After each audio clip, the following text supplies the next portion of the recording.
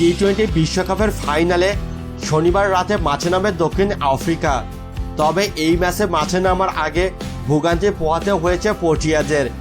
ত্রিনিদাদের semifinal খেলে ফাইনালের venue বারবাডোসে যাওয়ার সময় বিমানবন্দরে 6 ঘন্টা আটকে থাকতে হয় তাদের।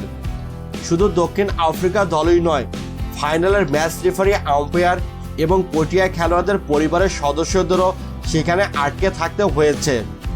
এক প্রতিবেদনের তথ্য অনুযায়ী বারবাডোস বিমানবন্দরে একটি বিমান অবতরণের সময় সমস্যা হয়, আর এর জন্য দক্ষিণ আফ্রিকার ক্রিকেটারদের ত্রিনিদাদ বিমানবন্দরে অপেক্ষা করতে হয়। দক্ষিণ আফ্রিকার ক্রিকেটাররা বিমানে ওঠার পর তাদের পাইলট বারবাডোসের সমস্যার কথা জানতে পারেন, যার ফলে 6 ঘন্টা ত্রিনিদাদে অপেক্ষা করতে হয় তাদের। এর আগে সেমিফাইনাল খেলতে নামার আগে বিমান সমস্যায় ভোগান্তিতে পড়তে হয় আফগানিস্তানকেও। তাদের 4 ঘন্টা অপেক্ষা করতে হয় সেখানে, যার ফলে পর্যাপ্ত ঘুম ছাড়াই সেমিফাইনালে মাঠে নামতে হয় রশিদ খানদের।